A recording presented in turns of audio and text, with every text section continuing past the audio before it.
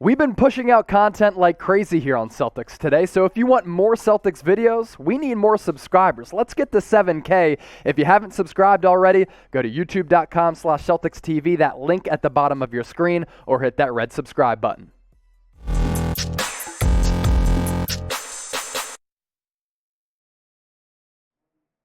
Welcome into Celtics Today by Chat Sports. I am your host, Chase Sr. Coming up on today's show, we're going to take a look at 5 NBA draft prospects who the Celtics could look to target in the second round with the 45th overall selection. If you're watching right now saying, well, what about the first round? Celtics don't have a first round pick. They gave it up to Oklahoma City in that trade that sent away Kemba Walker and brought back Moses Brown, as well as the former Celtic Al Horford. Boston slated to pick number 45. There's going to be some good prospects on the board.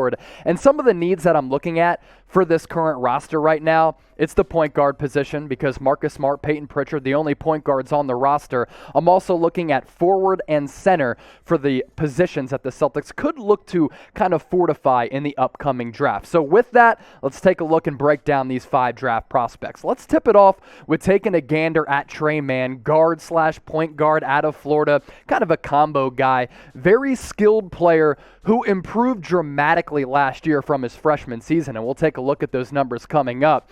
For his size and his position, he's a good rebounder who excels on defense with deflecting balls as well as coming up with steals, but I think he translates as more of a scoring guard because his assist to turnover ratio was somewhat concerning as a Gator. I talk about that jump from his first season in college to his sophomore season last year.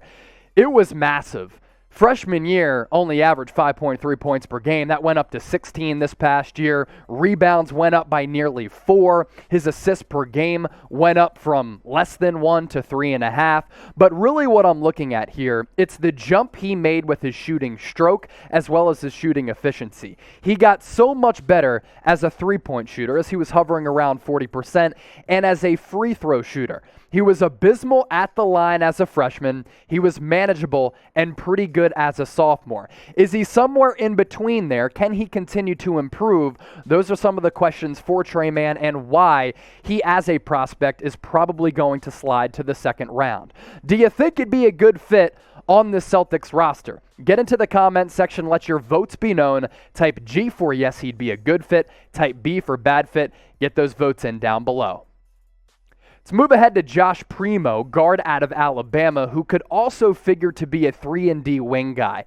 He's the youngest player in the draft, and because of that, he is extremely raw. Makes me feel really old that this dude was born in 2002. I was born in 92. I feel ancient already just talking about it. Let's look at the athletic profile, though. 6'6", with a 6'9" wingspan. That's why I think he can be a decent 3-and-D guy, but he is so raw. And if you get him in the second round, you're going to have to develop him over time. So I don't know if he fits the Celtics' current window, but could you kind of stash him in the G League level, or maybe look for him to kind of go elsewhere and come back and compete in Summer League like a Yam Madar, in hopes that he develops to join this team in the next couple of seasons. One of the reasons why we're looking at point guards and guards is because the Celtics have some young guards and wings on the roster right now. They just haven't gotten a lot out of them, except for Peyton Pritchard. You get Carson Edwards in that first round, he's been just okay. Romeo Langford and Aaron Nesmith, they're high first-round picks, yet I don't really think they've done much in their Celtics careers. I like Peyton Pritchard, but I think he figures to be more of a TJ McConnell type of player, a backup point guard who could be a steady contributor for the next couple of seasons, but I don't think he's good enough to be your starter. So Josh Primo isn't a point guard by any means. He's more of a guard and a 3-and-D guy, but if you develop him over time, which the Celtics have shown they can do a good job of that, he could be a boom or bust prospect. How about Isaiah Todd of the G League Ignite? Played on the same team as Jalen Green as well as Jonathan Kuminga. Those two guys could be top 5 picks in this upcoming draft, which is coming up a week from Thursday.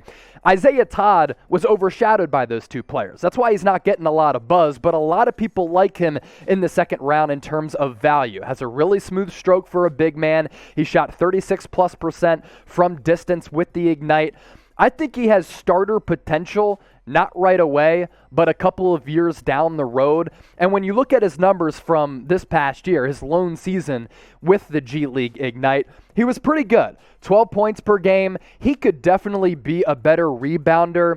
I don't love his physicality down low. I think there's some room to be made up there because he kind of lacks contact and physicality, but from the field goal percentage and three-point percentage for a big man and as a floor spacer, something that the Celtics could really need because Tristan Thompson is a guy who's just kind of cemented in the paint. So too is a guy like Robert Williams, who's really just a high flyer. Isaiah Todd is a big man at 6'10", 210. He's going to have to add some weight, who could really stretch the floor, which of course definitely has some modern day value. I'm pretty high on Todd. Are you? Type H for high, type L for low. Get those votes in the comment section down below. So if you're watching this on Tuesday, I am going to be live on our main Chat Sports YouTube channel. You can find that by going to youtube.com/chatsportstv for a Game 6 of the 2021 NBA Finals watch party. Live play-by-play. We'll take your questions throughout the broadcast. We'll have a live scoreboard. We'll have a lot of fun. I might even end up drinking some beers, shotgunning some beers if you pay us money. So make sure you subscribe and join us tonight for this Game 6 watch party. Also, talked about the NBA draft a week from Thursday. Chat Sports has one of the best and most watched NBA drafts on YouTube. I'm going to go ahead and say it. We have the best. So make sure you subscribe to Chat Sports so you don't miss our NBA draft coverage. We're going to be live for both rounds. After the draft, we're going to be breaking down these Celtics draft prospects. If they only make one selection, we got you covered. If there's some trade of sorts, we have you covered. So go to youtube.com/chatsportstv and come kick it with myself and Harrison Graham as we bring you every single pick of the NBA draft. Let's continue to break down these 5 prospects who could be available for the Celtics in the second round. Jericho Sims is a guy who's kind of vaulting up draft boards, but the common theme among a lot of these prospects is that they're really raw, and Sims is right in that category. A rare senior in this draft class, he was always overshadowed at Texas by other hype bigs. Kai Jones, Greg Brown being 2 of them this past year. This cat is hyper athletic. He is a great rim-running big, but he has little skill to go along with it.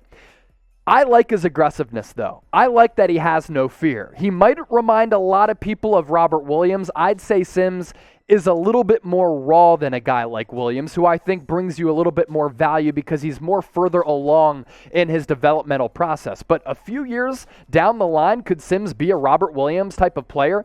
I think so. Last year, 9 plus points per game, little more than 7 rebounds. He shot almost 70% from the field. That's because he'll dunk it on your dome at all times. But he is an awful, and I mean awful, free throw shooter. So he's a liability late in games, and you don't really want to have him on the floor. You take him with the hopes that he's going to develop over time as well. So somewhat high on Jericho Sims. Do you like him as a backup center on this Celtics roster? Type Y for yes, type N for no. Let me know what you're feeling about Sims. Luka Garza, we got to talk about him. National College Player of the Year last year with Iowa as a senior. Why? He's a second-round guy, given his ability to put the biscuit in the basket, find twine, and score the rock. He is so slow. His feet move like molasses. And in the NBA now, that's going to be a matchup or a mismatch that opposing teams are just going to exploit because he's just going to get picked apart in the pick and roll. Luka Garza is an offensive player. He's terrible on defense, but he is a floor spacing big, and nowadays in the NBA, you need guys like this because they bring about modern day value. I watched him go up against some other really good bigs this past year, especially in the Big Ten against guys like Kofi Cockburn out of Illinois who just went back to the Illini. Cockburn was able to just take him to the woodshed. But Garza does have a big body, so can he hold up down low against maybe like the Lopez brothers? Possibly. But I do like his scoring upside because he can make it rain from deep. His numbers last year with Iowa were really good. 24 points per game. He's going to be active on the glass just because of the lone fact that he is big. He shot 55% from the field, and yes, the three-point arc at the college ranks a little bit shorter than the NBA three-point line. But 44% from distance, I like that from Garza. And if he's able to shoot somewhat like that, in that neighborhood of that percentage of 44%, he's going to be able to be in the league for a long time if he can continue to score the basketball. Bad on defense, okay on offense. Pick a center of the last two that we highlighted before we get out of here on today's show. Jericho Sims, Luka Garza. Who do you like the most? Type JS for Sims, type LG for Luka Garza. Just to round things out, 5 players who the Celtics could look to target with pick number 45 in the second round. Trey Mann out of Florida, Josh Primo out of Bama, Isaiah Todd out of the G League, Jericho Sims out of Texas, Luka Garza out of Iowa. Appreciate all of you for watching Celtics Today here on Chat Sports.